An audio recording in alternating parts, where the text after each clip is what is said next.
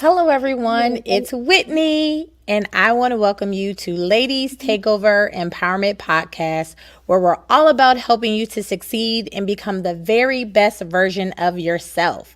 So, on tonight, we have some phenomenal guests that I'm so excited to welcome to this stage for our season 6, episode 6, talking about love and friendship.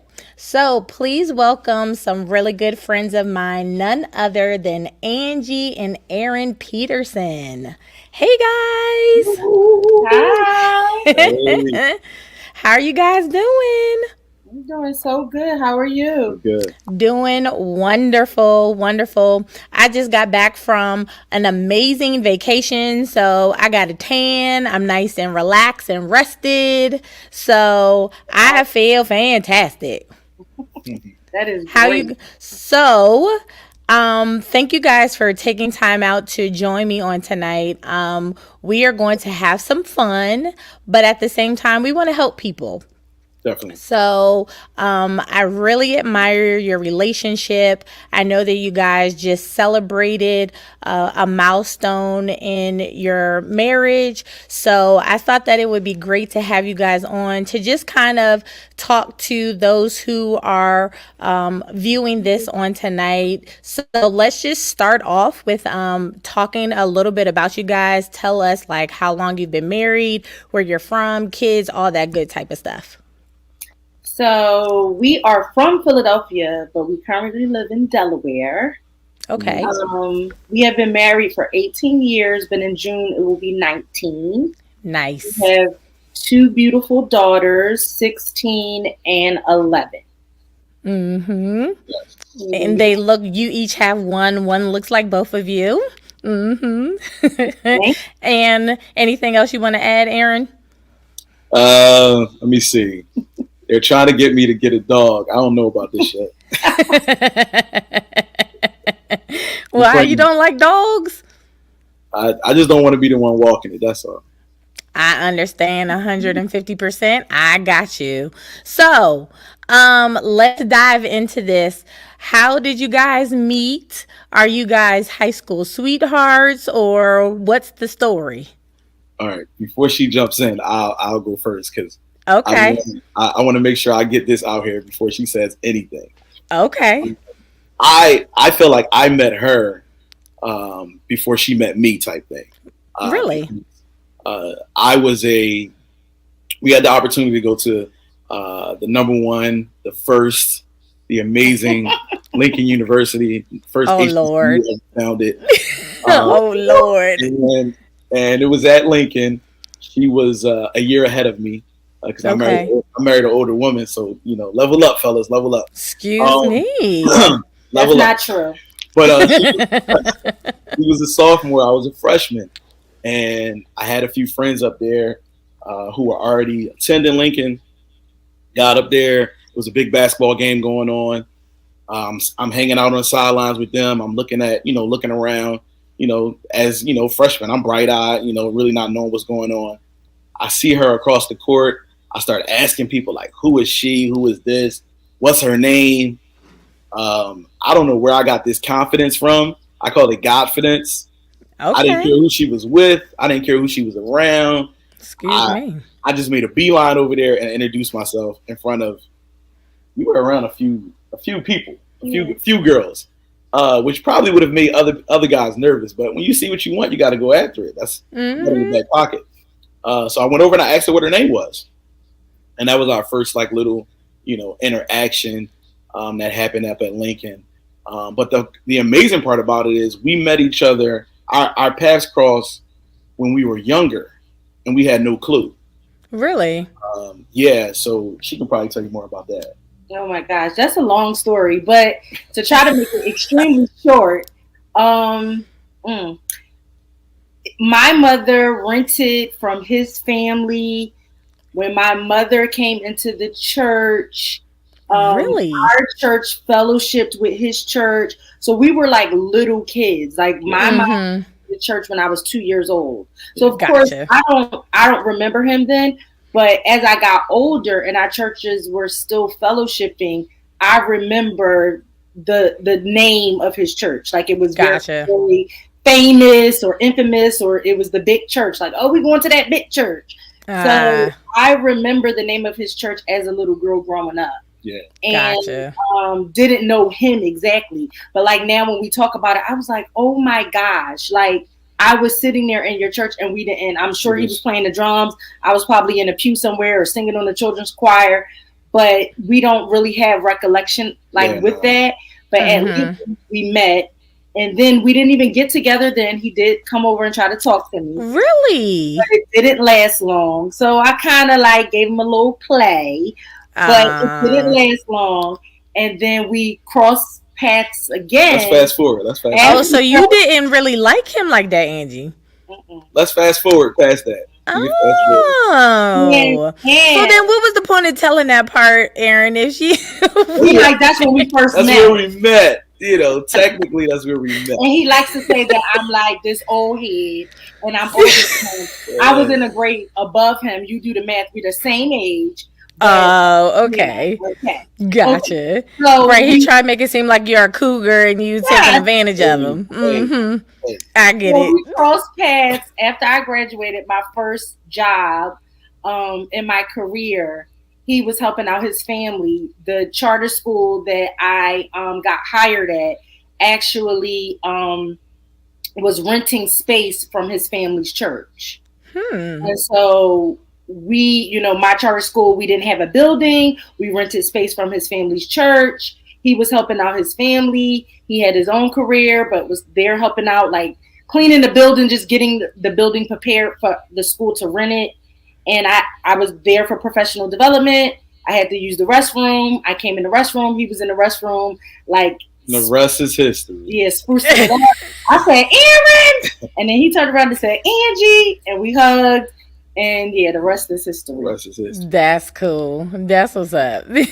And he just smiling. I put my full court press on, gave her the Mac moves, It is what it is. He was very persistent, and he had matured. So I just think that was when God, wanted us to really meet back up and connect. Yeah. Because in college it wasn't it, but he had matured. I had matured. He had been through some life things. I've been through some life things. So that's when it was met. Yeah. Gotcha. So we're talking about love and friendship. So do you think that it was important for you guys to become friends first? Or Aaron, do you think that you knew since back in the college days that she was going to be your wife and that was just that? I knew that I wanted to be in a relationship with her. I didn't know how amazing she was and how cool she was until we really started to have a conversation. When I met back up with her, that one chance moment, that's what I call it, because I actually wasn't even supposed to be there that day, and I went anyway. And I'm glad that I did. We met back up. I began to shuffle my schedule around and tried to leave work early to get there when she was getting off work so that we could just have a conversation, because I asked for a number and she didn't give it to me. Really? So then I had to pull out the Mac moves. I said, let me see your phone. I said, it's a nice phone. Let me see your phone. Took her phone, put my number in. Ain't say nothing. I just plugged my number in. Gave it back. I was like, it's a nice phone. Gave it back to her. I said, you should call me sometime. She said, I ain't got your number. I said, yes, you do. And I walked away. And then I looked at my phone. I said, what do you mean I got his number? And then I took my phone. I looked at my phone. And his name is Aaron. So it's the first name alphabetically. Gotcha. And I was like, oh my gosh, real cute. Real cute. So it's so funny. She didn't call me initially. It was a few days later. But I'll tell you this, and that's a great question to ask about friendship. Somebody that you're friends with, you can have a conversation with them, for decades, for eons. It doesn't matter. You guys can talk about anything. Right. When we got on the phone finally, it had to be 8, 9 o'clock at night. Mm-hmm. And I know I had to get up early the next day. She had to get up early the next day. We talked till the sun came up, from 9 to 3, 4, 5 in the morning. And finally she was like, I can't do this. I got work. I'm like, oh my God, I didn't even know it was that late. We were just talking. And that was really the spark of something good. And I realized like, yo, she's dope. Like, I want to make sure that whatever I need to do, that she's in my life in some way, shape, or form. And Gotcha. yeah, that was it for me. That was really the start of the friendship. I could tell that she was somebody that I could talk to, relate to. Um, I'm big on, and I tell her this all the time. Somebody that can see me, like, for me. You know, a lot of times people are able to put on faces, and Yeah. the people don't really show who they really genuinely are. And she was able to see past and through, who I was trying to present, Yep. everybody to see. Like, she really saw me at my root and at my core. It scared me. It scared me. But then at the same token, it intrigued me as well.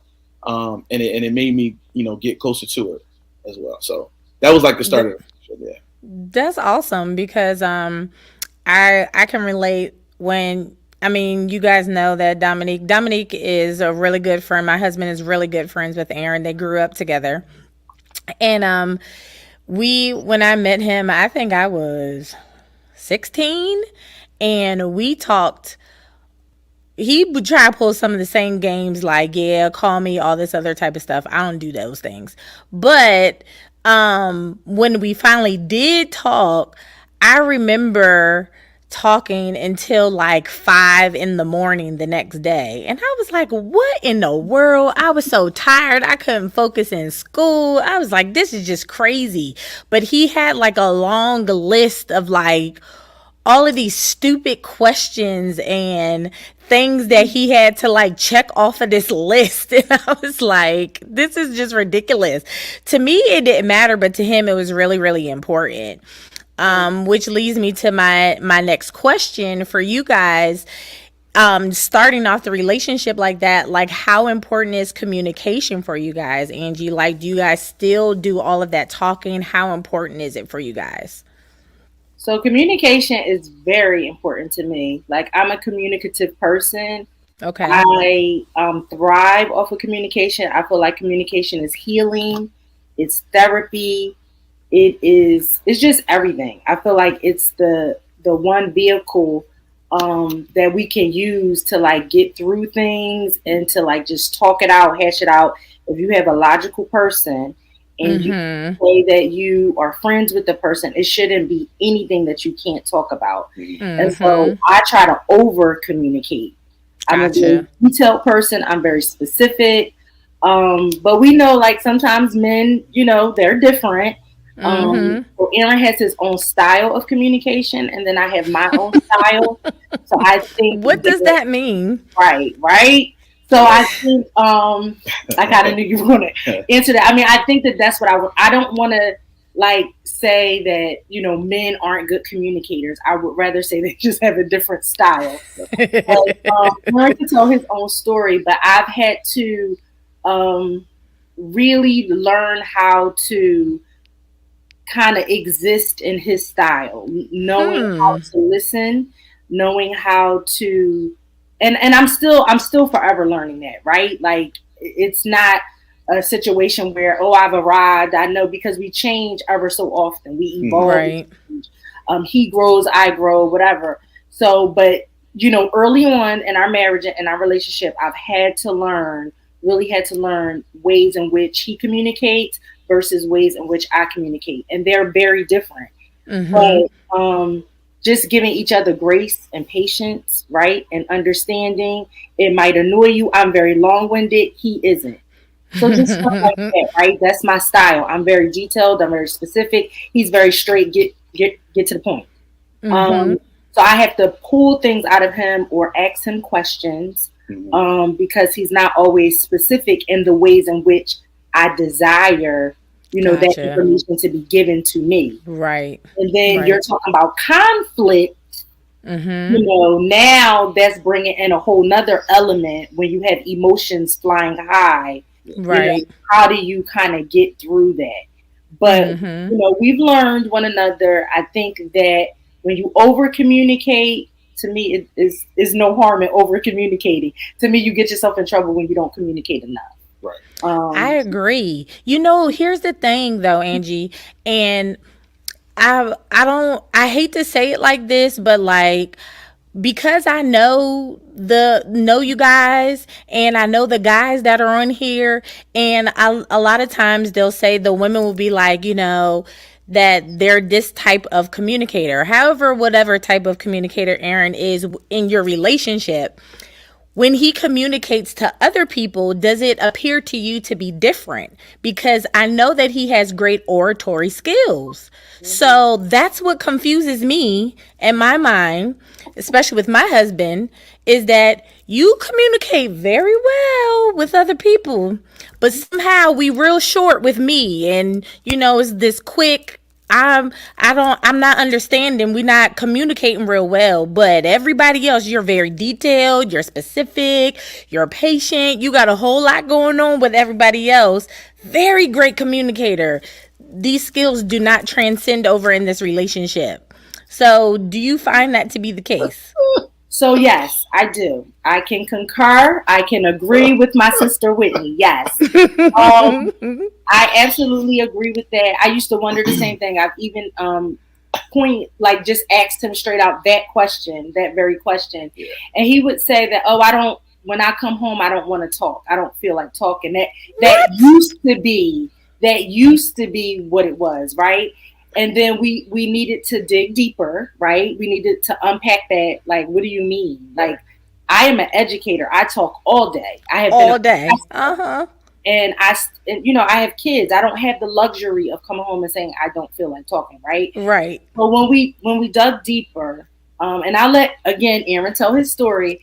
He just smiling. We also understand that, and I do want to say this: like when we marry each other, we marry the little kid, right? Okay, in one another. He married the little girl Angie and me. I married the little boy Aaron and him. Okay. I just want to say that and put that out there. But I think when we really unpacked it and we dug deep, I think that Aaron is a processor. He needs to process. I don't need much processing, depending on what it is. I'm a really quick thinker, and I can say what it is that I need to say. But Aaron needs to process. And I find that when he's talking to me, his wife, his friend, he needs more time to process, because I'm going to listen to those words and I'm probably going to ask questions about what he says. I'm just not going to receive what it is that he's trying to convey all the time easily, right?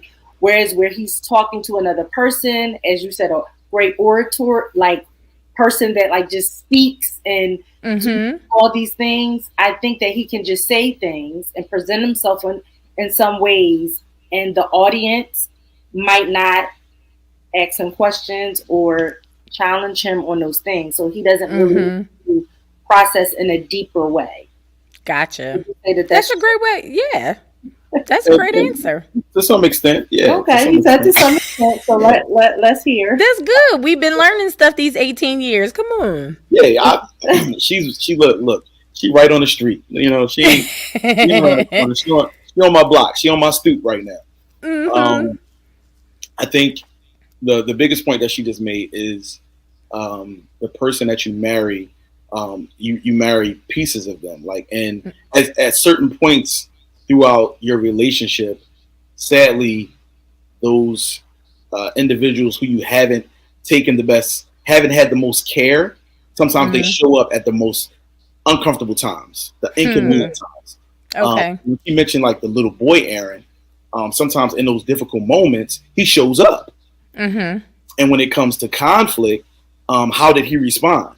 He may have responded by shutting down, and that was a practice that was allowed in his young age, and there was no process to hold on, wait a second. We understand you're shutting down, but what's the reason behind it? What's the root behind it? Things that you need to work through, sadly, at a young age, it can carry with you and go with you even into your adulthood. And left unchecked, left untapped, you'll go into a relationship and bring all of that baggage with you, which is really what I did. I brought little boy Aaron, young boy Aaron, teenager. I brought all of them with me.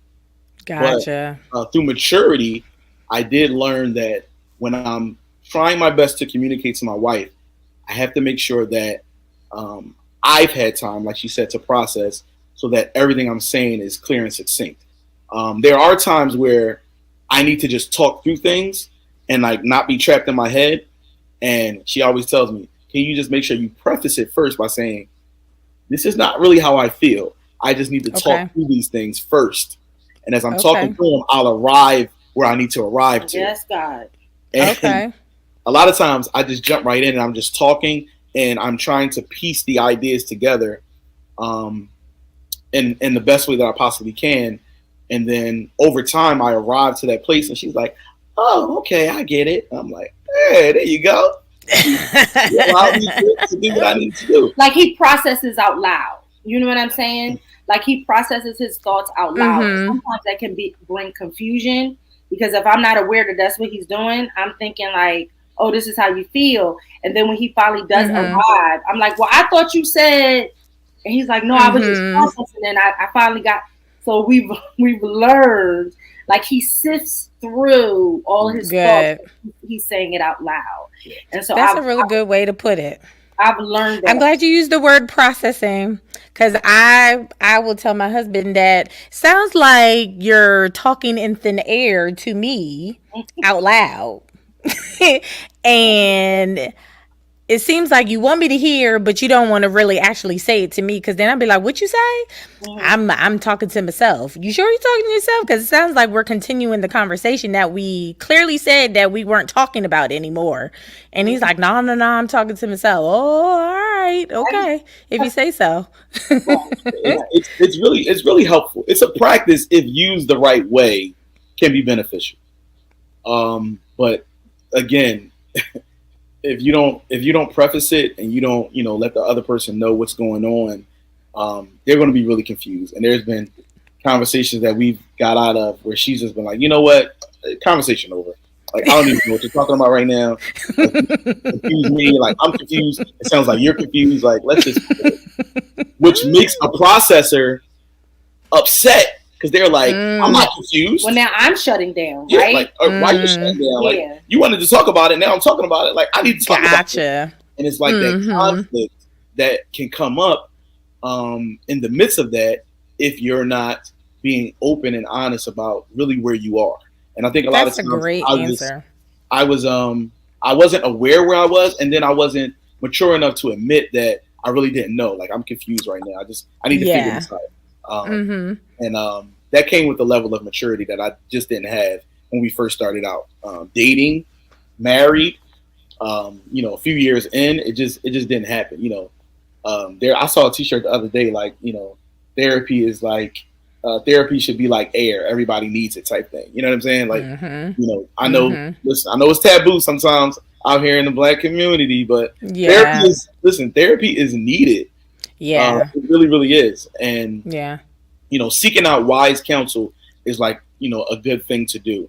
Find somebody that you trust and that can actually, not just going to collar you, but actually speak to you in a way where you want to do better and be better. Right. And I think, when I found that and I was able to talk through it with some trusted individuals, I became better as a man. But that's the other thing too, which is you bring that childhood person with you. And we're talking about communication. If you learned in your childhood, don't share nothing with nobody. Yeah. You're okay. Everything's fine. Put your best foot forward, You go out there, even if you're hurting, just smile. Wear the mask. Wear the mask. All of that. There's a lot of these teachings in a lot of homes and a lot of places. Yeah. It just really is. And sadly, people have forgotten who they really truly are. And because they've been, being this alternative person for such a long time, they don't really know who they are, honestly. So when it comes to communication, sometimes you're still being that fake person. Fake is like the best word I can come up with. Yeah, that's right. You're being that impersonation person, and you have not gotten to really who you are, like what you want, what you desire, what you need. And I think when talking to somebody helped me break through all of that, helped me to just be my real authentic self, and then be comfortable with who I am. Like, this is me. Like it is what it is at this point. like it or love it, this is me. Hey. Knowing that I'm not like that wasn't gonna cause me to go anywhere, right? Right. Like when somebody is your friend, romantic or not, right? Relationship. When you are someone's friend and you are loyal to them, and like he said earlier too, like it annoys him, but it also attracted him or intrigued him about me. I saw through him. Right? Like whatever mask he was trying to like show, I could see past that and through that. And sometimes I would call him on those things. Right. So when I would call him on it, he would get mad, buck against it, or get defensive. But like he had to understand, like, you can trust me, like it's okay. You know what I mean? And so once we begin to build that and he began to see that, I think he knows now, 10 years later, that it's okay. We can show each other our raw, genuine selves, stripped down, and still love one another unconditionally. Yeah, it's important too because as pastors, we do a lot of counseling with couples, and unfortunately, people wait until there's like a big blow up or a big problem.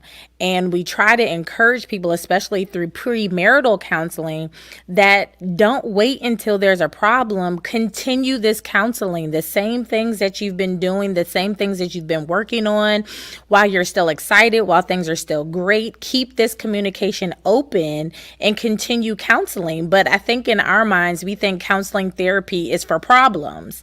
And it doesn't have to be a problem in your marriage to be in some type of therapy or in some type of counseling. It's really a way to process the things that were going on, to help us to work through our relationships and things that are going on. So I commend you for talking about it and putting it out there, because it's a really big thing to do that, actually. So you mentioned it, but I want to just be a little bit more specific about conflict and dealing with conflict. And I want to specifically talk about conflict with friends. So not necessarily how you guys deal with conflict, but because I know that you have a lot of mutual friends that you guys know, how do you guys handle conflicts when your friends have conflict and you find yourselves in the middle of conflicts with friends as a married couple, and you feel like you're in the middle? How do you guys handle this? Okay, I'll say this, and this will hit the nail right on the head. There's been conflict with like couples, and one side had no clue that there was even a conflict. Really? The girl, one of her girlfriends was upset, with the guy, and he had no clue that there was even a conflict going on. So they reach out to her, and then, of course, when she's talking to her friends, she, this is what most females do, come and ask you, like, well, he did such and such. How do you feel? And I'm like, he did what? And I'm over here like, he did what? like, are you sure? I'm kind of in the middle because I know him too. I'm right. Like, do I say something? Do I not say something? So this goes back to that personality thing too. Right. So my personality in conflict often is, listen, we gonna stay out of it. We gonna figure this out. And that's what came to my head. That's why I couldn't think of nobody, because I was like, Aaron doesn't. Aaron minds his business. Let's help him from afar, type thing. Help them from afar. That's my mindset all the time. Whereas she is very much hands-on. I tell her this all the time. She knows this about herself.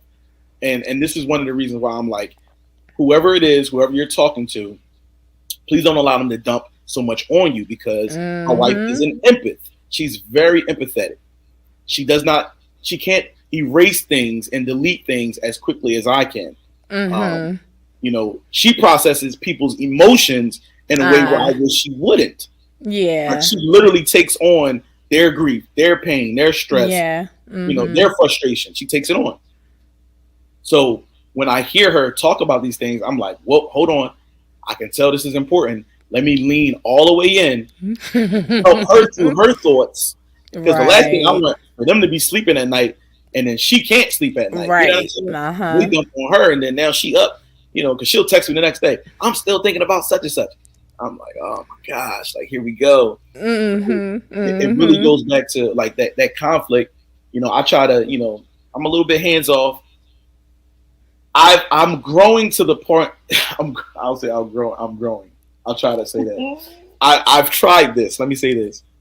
I've tried to be more vocal in instances where I feel like I had someone's ear. You know what I'm saying? If I feel like, Yeah. if I feel like they, they're able to like listen or, they're reaching out in some way, shape, or form, or if I feel like I have their ear, then I'll be more apt to like step up and say something. There also have been times where I felt like I wasn't worthy or like equipped to like even give advice. Really? Yeah, I'm just like, what do I know? That I felt like that as well. Um, but I think when I've pushed through, I think I've realized that I've had more value than I even known. Wow. By just talking through and just being open, I think about Mm-hmm. who I am. So yeah, so I'm more of like hands off. She's more hands on, I and didn't even think of that, but you're right. The only thing I thought of when Whitney first asked this question, I'm sorry, Dr. Curry first asked No. this No, question, Whitney's fine. was you. I just right. was like, well, we don't never really do that because Aaron really is hands off. That's the first thing that came to my head. Where I'm more so, I want to help. Like if you Right. come to me, whether something told you to come to me or you just felt comfortable coming to me, and he's right. Like people are very comfortable coming to me, and they do come to me. I don't call it dumping, as he says. I just think that I don't know. Like I just think that people are drawn. I don't know. I don't know if it's a gift or Here's what it is. When you see people that are couples that have been married for a long time, I believe that a lot of times people assume that they can come to you because you may have the answer that they need or you've been through what they've been through. So it's like, let me go talk to them. Maybe they can help me in this situation, or what would she do? Like they look at you from afar and they're like, I maybe she can help me. You know what I mean? Like I know that I get put in that situation all the time. This is what's happening. My husband's doing this, and it's kind of, and then but I know their husband. My husband knows their husband, and you kind of feel like, oh man, how do I help in this situation? You can't go talk to the husband, but I'll kind of nudge my husband and be like, you might want to go get your yeah, boy. You know what right. I mean? Like, did you know that he did so and so? And he'd be like, he ain't do that. Yes, he did. He did do that. So, and he's kind of like Aaron, like, I'm not saying nothing. And I'd be feeling bad. I'm the same, I'm the same exact way. And so I have gotten good at learning how to help the individual separate from the relationship, Mm-hmm. and because the individual they came to me. They didn't come as a couple, so I've learned how to help them. You Mm-hmm. Got know? And when you don't have any other choice, that's kind of what you have to do. Because like I Yeah. said, like Aaron said, there has been times where he's like, mm-mm. Like, and he has grown to, if he feels like he has the person ear, as he said, the person is going to be receptive to whatever Right. feedback he's going to give them. He has stepped in, but then there are countless times where he has not stepped in, and so I just had to help the particular young lady and say, hey, this is what you might want to do. I'll be, praying with you, whatever. right. But yeah, that's pretty much it. I think too. I think knowing like I've realized this. You mentioned like being a good orator. I talk in front of people often. I talk at my job Yep. all the time, which is one of the reasons why I'm like, when I get home, just give me a moment because I've been talking all day. Decompress. Yeah. But the thing that I'm learning when it comes to like relational like conversations, I feel like I'm way better one on one than I am like open. Like if it's just me, just like, or when I say one on one, or like couple to couple, I feel like I'm more open. I don't know why. I just am. And I feel like they've been more receptive to the things that I've been saying when it's been like in that space environment. Um, yeah, yeah, that's the fruit of it. I got you, but I mean, you know yourself. You're confident. You know what you think that your niche is, or whatever it is that you're good at, and there's nothing wrong with that. Which brings me to this point. Um, what attribute do you most like about your spouse, You and go why? first. And you said, and why? Mm-hmm. Physical attribute Oh, or? it doesn't matter anything. Ah, you ready to be affirmed? Is that what that is? Speak to me. That's Fill my cup. that's not even his love language. Fill it up. Come on. Attribute. I like that Aaron He makes said, you "Fill it laugh. up." I like that you're funny. I like that you yeah, you're comical. I love that you um I love the fact, and I tell you this all the time. I love the fact that you are. This is kind of what what got me about you. You have a good heart. Like I love the fact that you love the Lord and that you do want to like always be the best version of yourself. Because if I thought that you were stubborn in any way or just a person that was stuck in their way, like not willing to grow and evolve, and I don't think I would be here. Right. So I love the fact that you're always looking like for ways to grow, to better yourself, to evolve and be the best version that you could be. I love that about you. That's like one of my favorite things. That makes me, that's promise to me. That makes me feel like we can get through anything. Mm-hmm.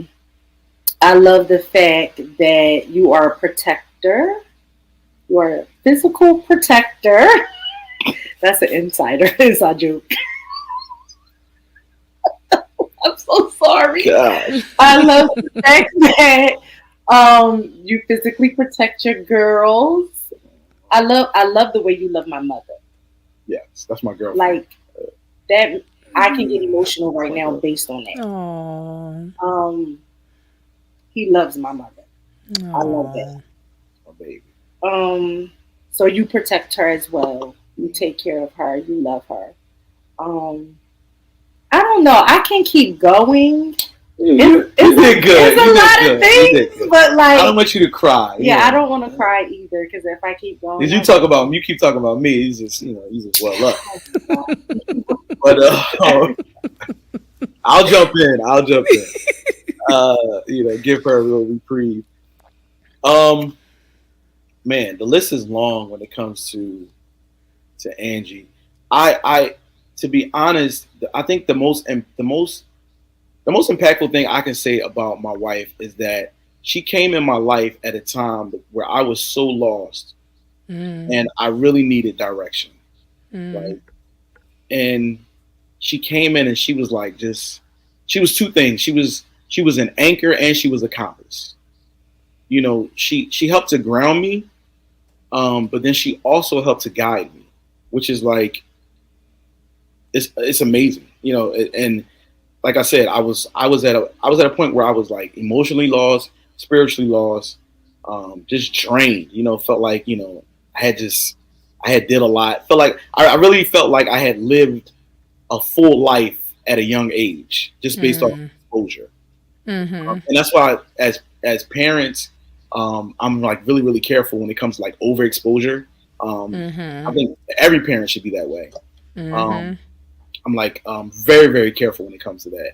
What you allow your children to be exposed to, what their friends have exposed them to, all of that, because it can carry along with you into your adulthood. So I agree. She was both a compass and an anchor. She helped to ground me.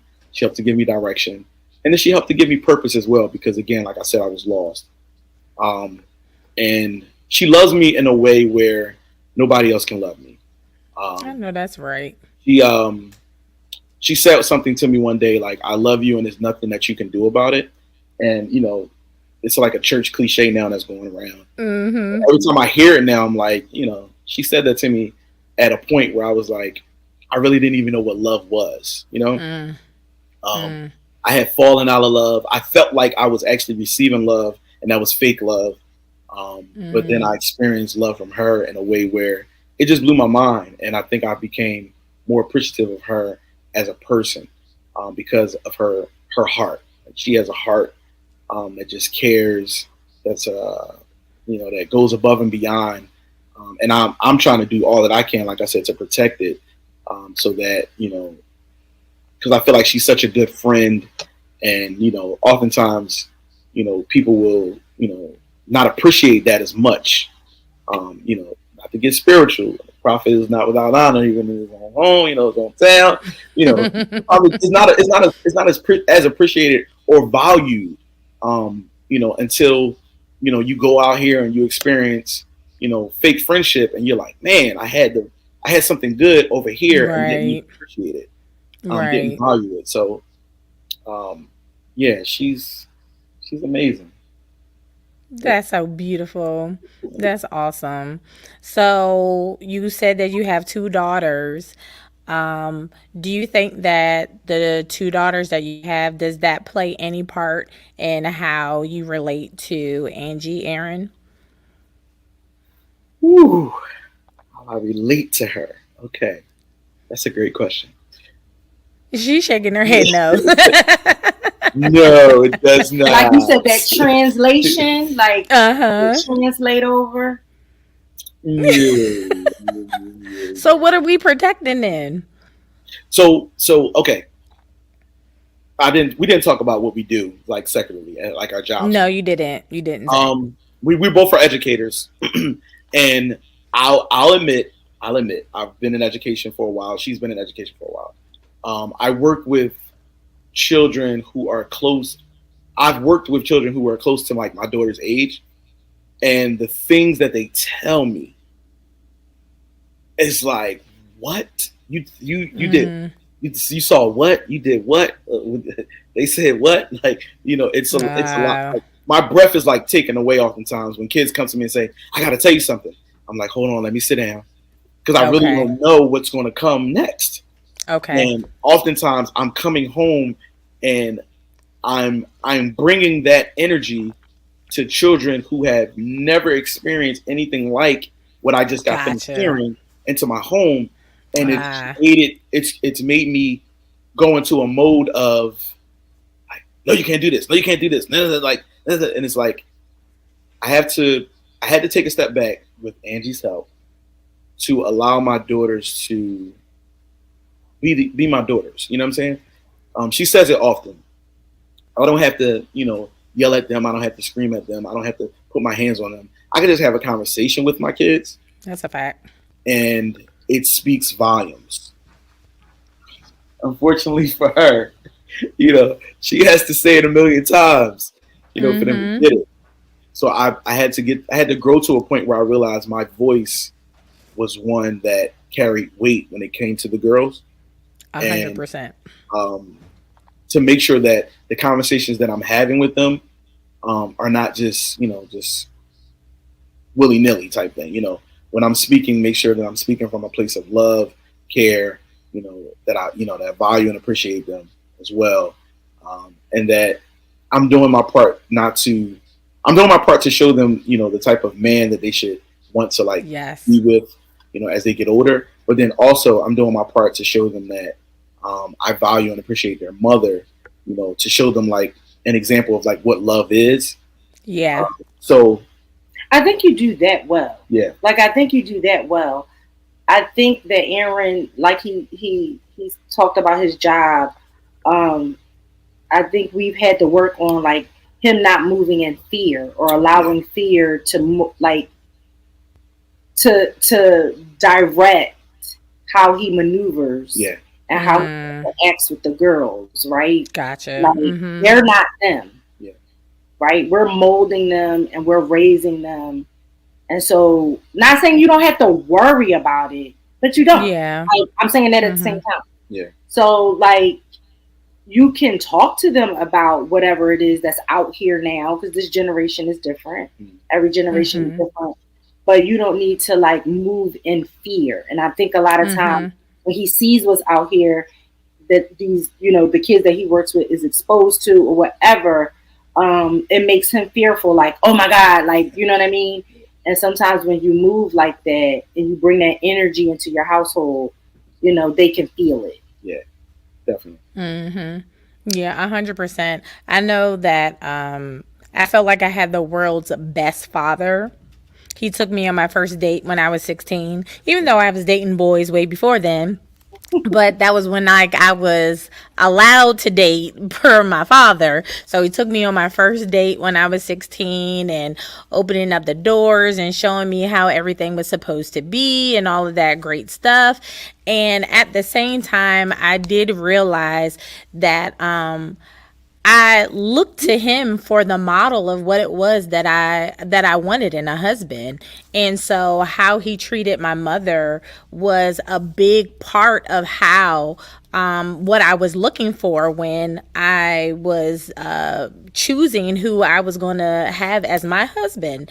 And I think that what ends up happening a lot of times for young ladies is they don't have that father in their household that can give them that guidance, or if they do, it's not always the best role models, so they end up not always making the best choices. So how do you really feel about that? Do you think that you talk to your daughters about that?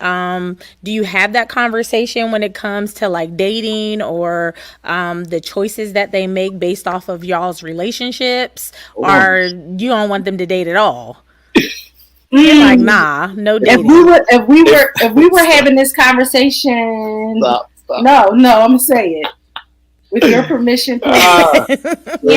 Permission for candor talk. We open. Yeah, you did. You say it. We open. Let's go. Yes, he did. Remind him. Maybe a year ago, the answer would have been emphatically, no. Yeah. He tells them no, they can't date, and he meant it. Wow. This was not, how we see it on TV and fathers joke about it. No, he was dead serious, because I really want to emphasize that moving in fear. Yeah. It was real. Yeah. It was real. Yeah. It was real, man. That's all I can say. But I really, and again, I'm gonna let you tell it. But it was real, and I had to really intervene on his behalf, and I had to intervene, like sort of get in the middle, be that bridge. My oldest is 16 now. Yeah. She, Aaron, again, this is what I love about him. He may not listen at first, but he will process, right? He wants to be better and evolve. And I think I do have his ear somewhat. And so I feel like you got the right one. He will, he will listen. Like, and so he will consider what I'm saying. Yeah. And after a while, he did come around, and he had to apologize and stuff. And so I think, to kind of answer your question, I don't want to be too long-winded. I want you to say what you need to say, but that's why I said I think you do that well. Aaron does model what a wife, or how a husband should treat his wife, and what a relationship. I think, we ask our kids all the time, how are we doing? How are we doing as your parents? That's good. That's a question that we ask them every so often. Buckle up. And we let them tell us, nothing is off. How are we doing as your parents? Emotionally, physically, mentally, like that's all the things. If you're not ready to hear it, don't ask the question. Yeah, and it's gotten great. But what I tell him is, like, you can't like not accept their answer. You can't get defensive. You can't defend whatever it is of how they feel, right? Because this is how they feel. This is their perception. We're doing something to cause the feeling. Yeah. So we've had to work on that too. However, he does do a good job in modeling. I've asked my daughters, like, do we make marriage look fun?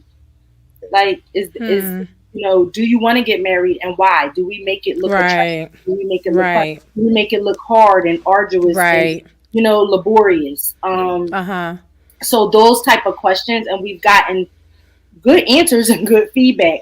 And I think that we do make, like you said, people gravitate to me to talk to me, or sometimes people have gravitated to both of us. Yeah. Like we've had people say, "Won't you do a marriage workshop?" And That's like he said, great. he doesn't feel qualified, but I'm with it. Like I'm like, come on, let's do it. You know, Yeah. because I think that we do for whatever. I don't know what people see in us, but like I think we do make it look attractive or fun or whatever it is. Um, but I think that he does a good job in modeling that. But I think what he says to them and how he talks to them in those conversations, we are still working on. Oh, yeah, but no he's doubt. come a long way. Yeah. But I think the ways in which trying to have, I think those some of those conversations still make him feel uncomfortable. Yeah, definitely. And so, because he is a girl dad, he doesn't have a son. Yeah. So he has Yeah. two girls, and that's new for any man. The way Yeah. that you interact, how you talk, what you say about their bodies, about all of these things. Being careful Yeah. not to body shame. It's Yep. a lot. It's a Yeah. lot, and so Yeah. I've had to be present for those conversations, or kind of prep him, or Yep. both of us talk about it before he talks about it to them. Um, so yeah, we're still working, we're still growing, but he's come a long way. But you model very well in how you treat me, I think. But I think I That's agree. great. I the agree. conversations have to be. The conversations definitely have needed some help, and probably still need. I feel like they'll continue to need help, because only because of the place where I'm coming from. And I think a lot of times I'm coming from Dadsville. You know what I'm saying? Yeah. This is how Dad feels. This is what he thinks. But also I'm coming from a male's perspective as well, because I've been a young man, and That's true. fortunately, I got some stories, and Yeah. of some young men. And Some your young. daughters are beautiful too. Yeah. So I Hmm. think over this past year, I mentioned it before. When you find somebody that can speak to the exact thing that you need, it's like you appreciate them. So Yeah. there's a few people that I talk to. One person in particular, I just gave him a call. I actually watched him over the years, like raise his daughters, and I always wonder, like, how did he do it? Like, Mm. and like, what did he say? Like, what, what, what was he pouring into them? And this man had me on the phone for 2 hours, and I just kept Wow. asking questions. And at the end of the conversation, he said, "You know what?" He said, "I feel like I said a lot." He was like, "But really, at the end of this, all I was trying to say was I had to learn to listen." And I Mm. said, "What?" I had to learn to what? I had to Wow. learn to listen. I said I had to learn to listen to my wife. I had to learn to listen to my girls, and then I had to learn to compromise with them on the things that they wanted. He said Wow. that has helped me now, where my kids are married, out the house, grown, got grandkids, still call me to this day and say, "Dad, let me tell you about such and such." And he's like, "Hold on, you're married now." He said it's amazing the conversation that's changed with each new thing that's happened in their lives. He was like, "But what I had to learn is to let them know, like, I'm always open to the conversation. Like, I'm not." He said, "Even when I'm uncomfortable, I'm not uncomfortable."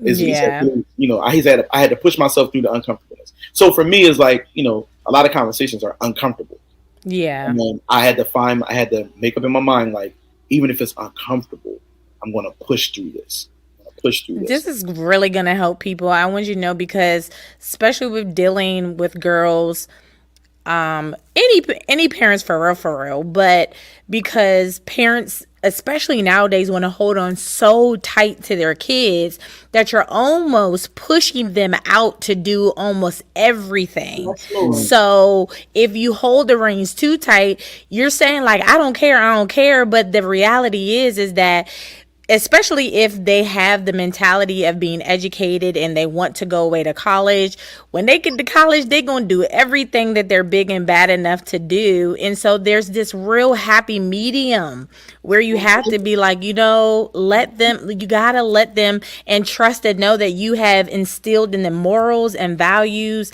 that they're not going to go so far out there, because you told them the right thing. You taught them the right things to do, Yeah. especially when it comes with girls. And it's so important because my daughter, both my daughters, but particularly the older one, she will like instantly go into tears when she feels like someone does not trust her. Oh, Like I realize that trust is important to her. Mm. She wants to know that we trust her. And I've had to talk to her and both Aaron because I get it. And like just like you said, like I was a girl that went to college, right? Aaron went to so yeah. And parents do. It's a fine line. It's a delicate balance, and like holding the reins tight, trying to like protect them from everything in this world out here. Yeah. But then also like giving them a little rope, right? I'm a big believer because I'm an educator in autonomy and independence. So I can't constantly I'm not always going to be there. Right. I'm not going to always be around. And so to me, a parent worth their salt, a real parent, an effective parent, is a parent that is going to prepare you for the world. Yep. And instill the values and the core beliefs that they, molding them that they want you to have in your heart, so that when you go away from me, you will hear my voice that will echo back, and that you will be an autonomous, independent citizen of this world.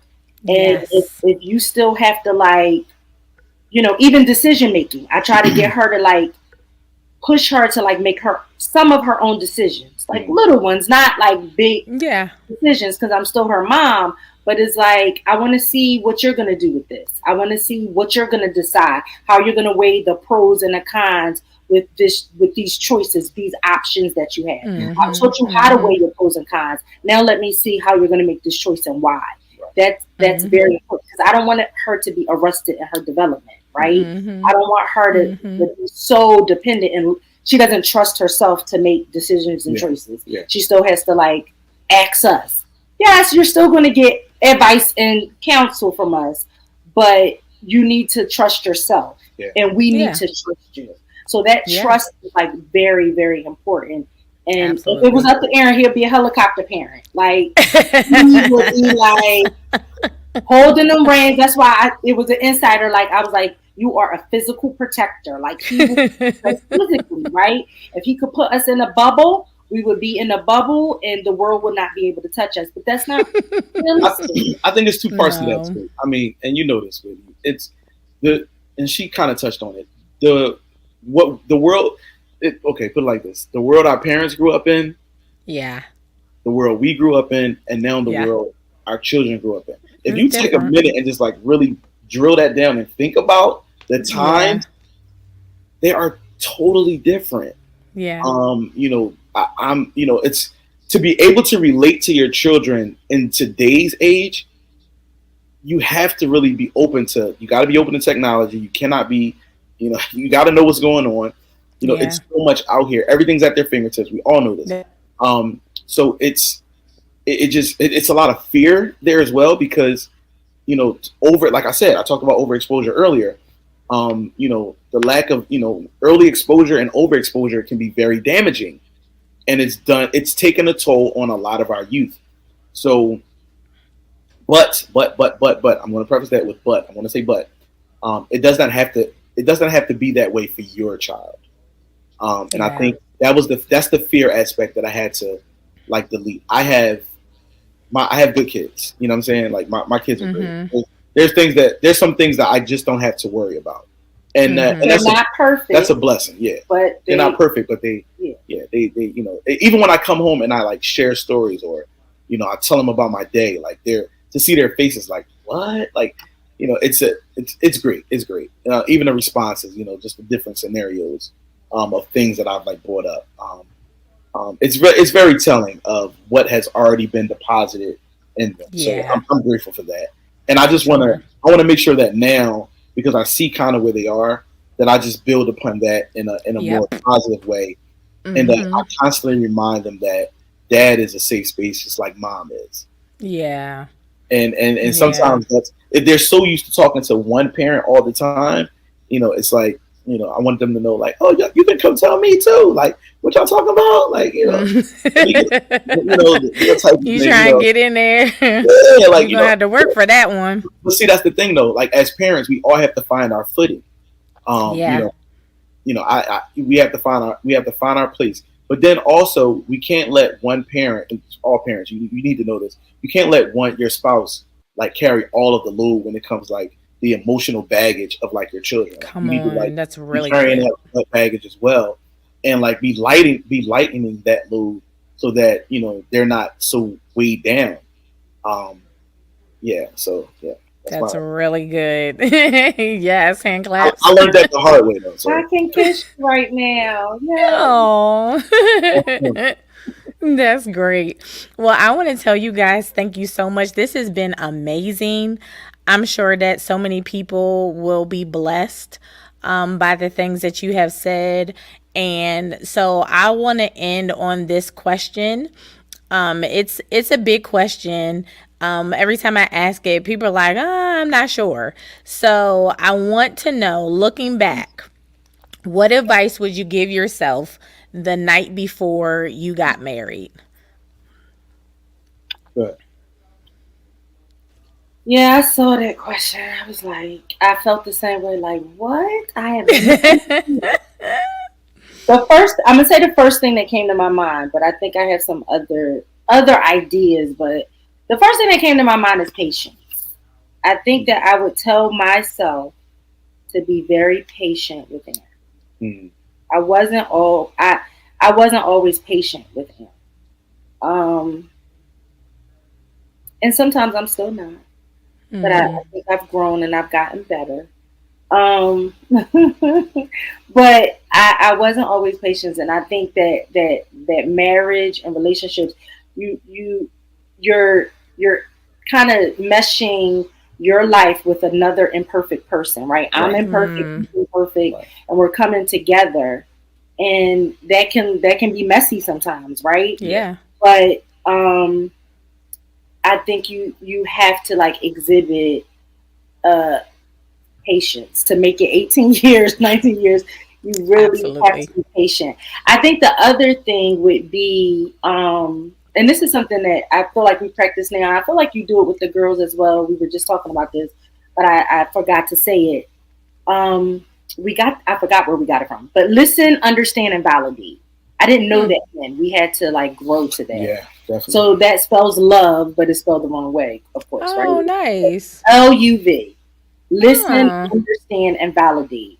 And that is when we were talking about communication earlier. I forgot to say that, but I think that I had to do that. Like, Mm, understand that Aaron processes, right? And I need to listen to him and be patient, even when I don't want to, or it doesn't make sense, or I'm like, what? But listen, and then I need to try to understand and then validate what he just said. nice. I think that would have been very beneficial early on in our marriage. And then probably lastly, the third thing, which kind of goes with the love, the listen, understand, and validate, would be to fight together, yeah, right? Mm, yeah, He is not my enemy and I'm not his enemy, come on. right? We have to be able to, um, whatever it is that the conflict is about, attack that thing together Together. Yeah, I like and that. know that I'm not against you, whatever it is that I'm saying, whatever it is that you're saying. We're not against each other. We're not on opposing teams. We are Yeah, on the same team and we are fighting together. I like that. I think that would have saved us from a whole lot definitely. of Yeah, just silly misunderstandings and not seeing Mm-hmm. things the right way and Mm-hmm. unnecessary, right? Like, mm, if I Yeah. would have just known that the night before the marriage. So I think patience, love, listen, understand, and validate, and then we're on the same team. Let's conquer this together. I like that. Very good. Aaron? oh man, let me see. I think okay, from looking back, definitely, and this is you're always better and sharper and keener when Oh, you of look back. course. You know what I mean? 2020. I think what the things that I've learned, biggest thing is um, to to be open and honest about all of your emotions. Like, Okay.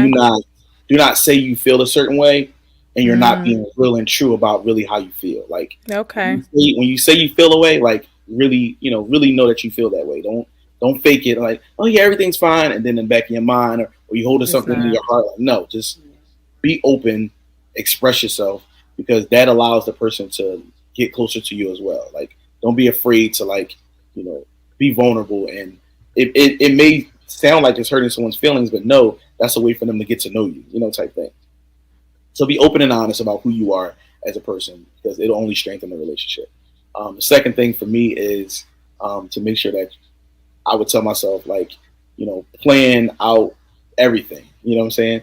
I feel like planning was not. I'm such a freelancer type thing. You know, planning was not like at the top of my list. You know, job to ask you that question. What's your 5-year plan? And I would just try to piece something together real quick. But, you know, plan things out. You know, together. You know, collectively. Yeah. You know, have goals for yourself. Have goals for your marriage. You know, have goals for, you know, personal goals. You know, spiritual goals, emotional goals. Have goals for each other. Like, I would definitely tell myself that. And then the last thing is, I've never heard you say that, sir. Look back. I'm trying to look back and be better. Found out when y'all found out. Okay. The last thing would be when you go to get something to eat, make sure you get double. Oh my God! That's all I'm gonna say. Make sure you get 2 of whatever you are getting. Oh no, you did. Wow. That's all. That's all I'm gonna say. I'm gonna leave it at that. I hope that blesses somebody. I hope that blesses somebody. You are funny, and that is wrong. And the only reason why it's not no big deal is because Angie is small and still petite. But you know what? Whitney, thank you, but girl, that's not true. All right, I receive it. Man. He done said get double of everything. Get out of here, Aaron. Yes. Because he don't like to share. And then he was like, you want to ask for my last? I said, I didn't want nothing to eat, but now you want something to eat. I could have bought you your own. Yes. Let's get 2.